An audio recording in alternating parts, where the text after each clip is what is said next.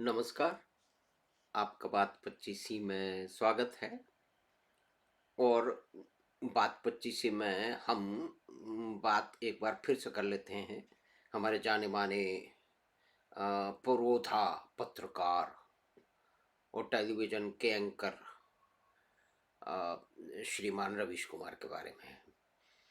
और अभी जो फीफा में वर्ल्ड कप हुआ है और अर्जेंटीना ने एक बड़े ही संघर्षशील मैच में फ्रांस को हरा दिया और वर्ल्ड कप जीत लिया।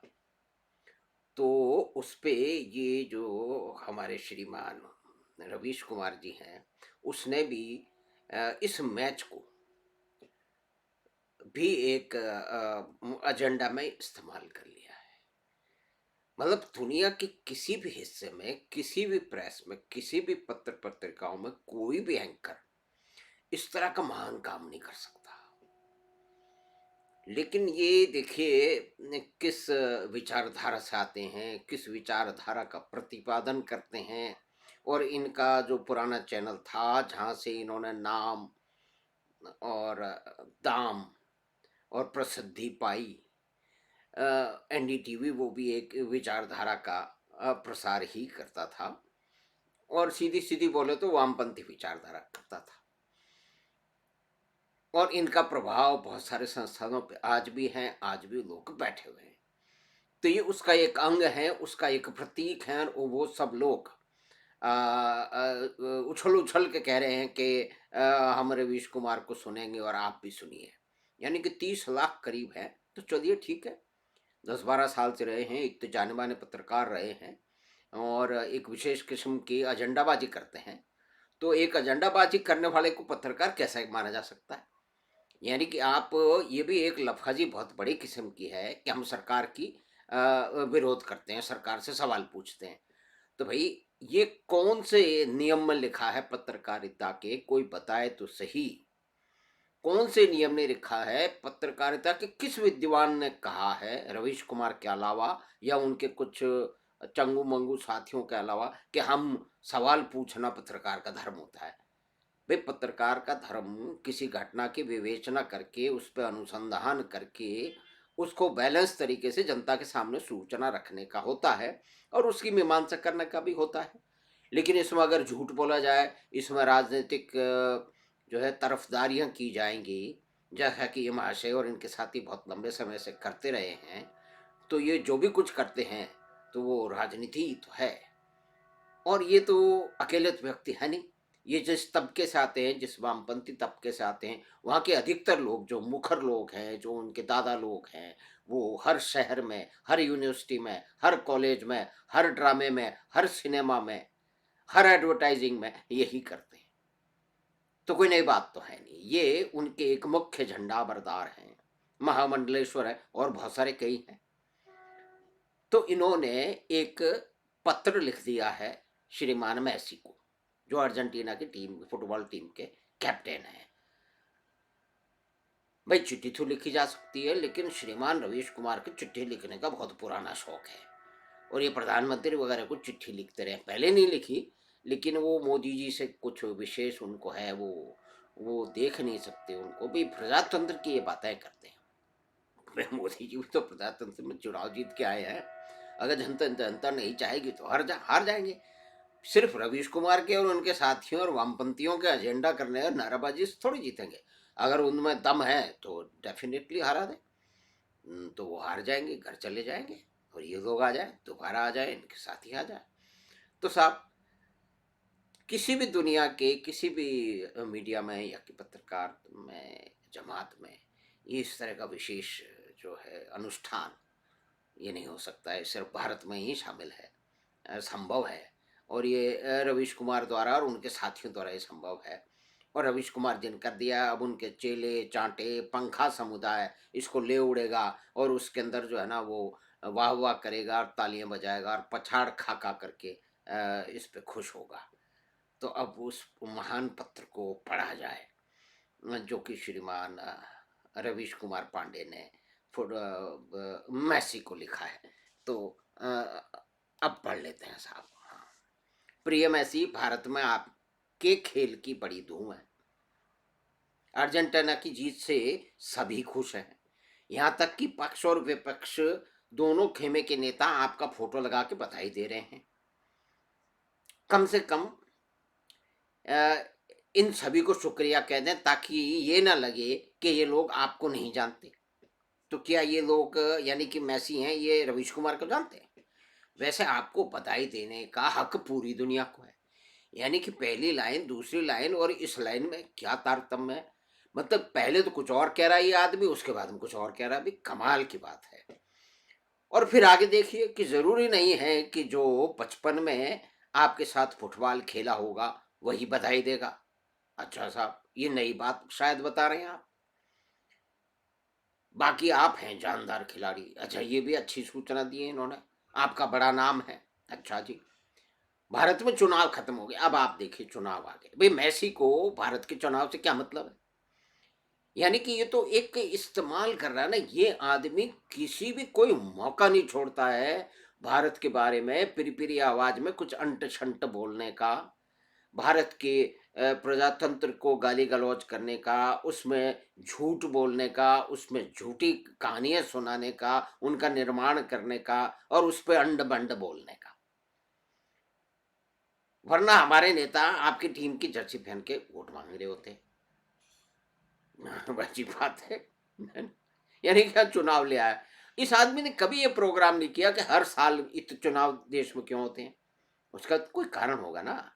कोई प्रधानमंत्री या कोई पार्टी उसकी जिम्मेदार होगी ना कि उसके बाद में ये हर अब अगले कहते हैं कि अगले 12 महीने में 9 चुनाव होंगे, 9 राज्यों में चुनाव होंगे। यानी कि ये देश जो है वो चुनावों का देश है। तो लेकिन ये बात को मेसी को चिट्ठी लिखने से क्या मतलब है? मेसी को क्या मतलब भारत के चुनाव से? वो फुटबॉल में कोई बात हो तो उसको बताओ तो शायद उसके पास पहुंचे। तो वो तो कुछ समझ में आती है कि चलिए आप कुछ सूचना दे रहे हैं, चुनाव की सूचना दे रहे हैं, नेताओं पर टीका टिप्पणी कर रहे हैं। अब आगे देखिए, मेसी आप वाकई भारत में छा गए। अच्छा साहब, ये भी नई सूचना है। ये कहाँ नहीं छाया हुआ मेसी? सारी दुनिया में जो लोग फुटबॉल खेलते हैं या खेल प्रेमी है, वहां मेसी का नाम तो है। भारत में फुटबॉल कहना जाता है, ये इन्होंने एक नई जानकारी दी है। अरे भाई साहब, फुटबॉल दे दुनिया के अधिकतर देशों में खेला जाता है, कहीं कम कहीं ज्यादा। यूरोप में, इंग्लैंड में, ब्राजील में, अर्जेंटीना में बहुत अधिक तरीके से खेला जाता है, बहुत जोर से खेला जाता है। वहाँ के हर शहर गांव में मैच चलते रहते हैं, वो एक अलग बात है। ये ठीक है कि हम अभी फुटबॉल के मानचित्र पे नहीं हैं, मगर खेलने वाले शिद्दत से खेलते हैं। अच्छा साहब, भाई खेल कोई भी खेलता होगा वो शिद्दत से ही खेलता होगा ना। तो ये लफाजी इनकी चल रही है। अब आ गई है जो इनका जो प्रिय विषय है। जिस तरह से व्हाट्सएप ग्रुप में लोग हर गोल पर एक्सपर्ट कमेंट्री दे रहे थे, मुझे पता था कि क्रिकेट के खेल में हिंदू मुसलमान खोजने वाले फुटबॉल के बारे में भी जानते हैं। अच्छा साहब, अब ये कमाल की बात होगी। यानी कि व्हाट्सएप ग्रुप पे हमला कर दिया है। ये व्हाट्सएप ग्रुप को एक एक जो मंच है जिसमें सूचना देने का, कुछ पढ़ने पढ़ाने का, आपस में जो है वो विमर्श करने का एक मंच है, उसको इन्होंने यूनिवर्सिटी बता दिया। उसकी उसकी उसकी मखौल बनाते एक नई गाली का, एक गोदी। यानी कि वात्सल्य की जो बात है, माँ बच्चे की बात है, पिता पुत्र पत्नी की बात है, या कि दो व्यक्तियों के आपस के संबंध की बात है, उसको भी इस आदमी ने कितनी घटिया जो है ना दर्जे तक नीचे फेंक दिया है। यानी कि जो लोग इनसे संपर्क मतलब जो इनकी बात नहीं मानते हैं, इनसे अलग विचार रखते हैं, वो गोदी मीडिया है। और असली मीडिया तो ये है। अब ये कमाल की बात है। लेकिन इन चीजों का मेसी के पत्र में जिक्र करने का कोई मतलब निकलता है? यानी कि इस हर ये व्यक्ति हर जो भी कोई घटना है, जो अपॉर्चुनिटी मिल रही है, उसका इस्तेमाल अपना एजेंडा आगे बढ़ाने के लिए करता है, जैसा कि हर वामपंथी करता है। इसके अलावा इनका और कोई काम ही नहीं है।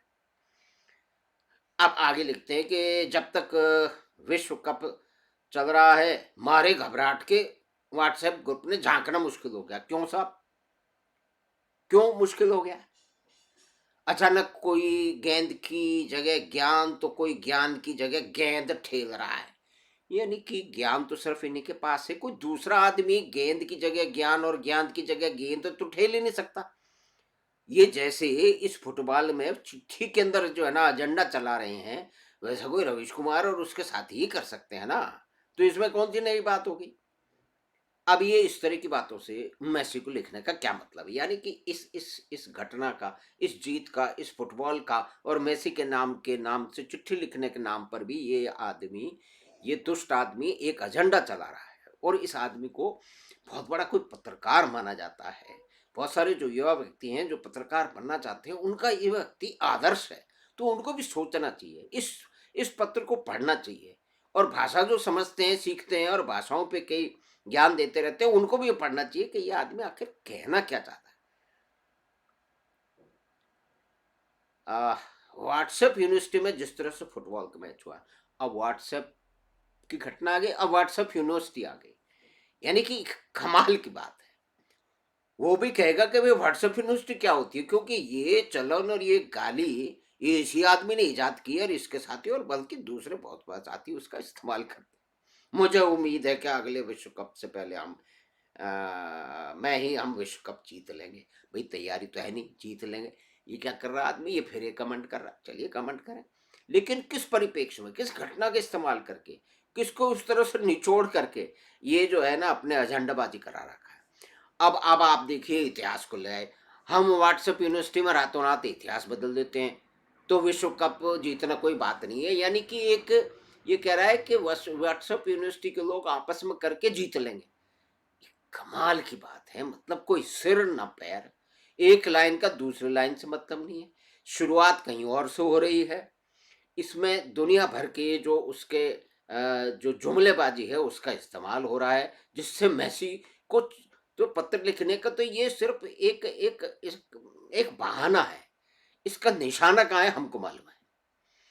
ये सरकार बदलना चाहता है, तो ठीक है, राजनीति में खुल के आए, सामने आए, मतलब पत्रकार के वेश में। ये राजनीतिक अधिक भारत में ये भी है कि बहुत सारे लोग जो है ना वो असली जो विरोधी दल है वो तो मीडिया है, मीडिया का एक बहुत बड़ा हिस्सा है, जिसका रवीश कुमार जी जो है ना उसका एक मुख्य पात्र। और अब इस चिट्ठी में भी इस आदमी ने ये इतनी सारी जुमलेबाजी कर ली है और कोई मौका ये छोड़ता नहीं है। तो अब ऐसा भी हो जाए तो आप तो खेल की बाय ना, मतलब यार ये कह रहा है कि फिर भी आप बधाई दीजिए, यानी कि व्हाट्सएप यूनिवर्सिटी पे मैच हो जाएगा, झूठ झूठ के अंदर जो है ना वो भारत मैच जीत लेगा। और वो फिर मैसी से कहा जा रहा है कि आप उस झूठ पे भी बधाई दे दीजिए, और फिर ये कह रहा है कि आप जवाब दीजिएगा और हम कोई बिहार से मिठाई विठाई वो भी भिजवा देंगे। वाह भाई वाह, कमाल का आदमी है ये। इसका आदमी को पत्रकार माना जाता है।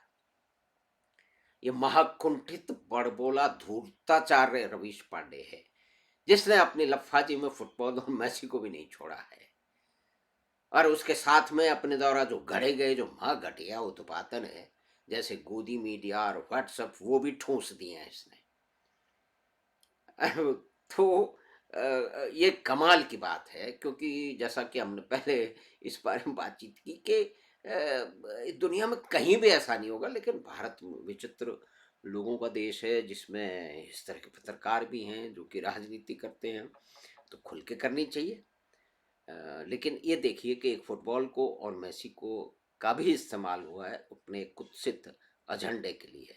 ये रवीश कुमार इतना नकारात्मक है कि अगर कोई एक किसी ने लिखा है उसको, अगर किसी में शादी में भी चला जाए तो वहां पर मैयत वाला माहौल बना देगा। और फिर एक व्यक्ति ने ये भी कहीं पढ़ा मैंने कि किसी पत्रकार को कट्टर विचारधारावाद के तले दब जाना भी कितना जायज है। इस बात का जवाब रजनीश कुमार और रवीश कुमार के जो पंखा समुदाय है उनको अवश्य इस पे मनन करना चाहिए और सोचना चाहिए। लेकिन वो सोचेंगे नहीं, क्योंकि ये सारे के सारे लोग जो है ना एक ही जमात है, ये एक ही तरह से सोचती है। और रवीश कुमार की बात पे तो ताली बजाने का इनका बहुत पुराना क्योंकि उनका एक झंडा बरदार है, उस बात को घुमा घुमा के कह रहा है। तो यहाँ पे देखिए इसने ये मुकाब भी नहीं दिखा, ये झूठ का संसार है जिसको हम रवीश कुमार कहते हैं। तो हमने मेसी और फुटबॉल के का उपयोग करके भी जो जिस तरह का राजनीतिक एजेंडा बाजी और लफाजी रवीश कुमार ने की है, तो हो सकता है ये बात आपको पसंद आई हो, तो आप चैनल बात 25 को सब्सक्राइब करें और लिंक अपने मित्रों और परिवार के साथ साझा करें। हम आपसे फिर शीघ्र ही मिलेंगे एक नई बात के साथ। धन्यवाद, नमस्कार।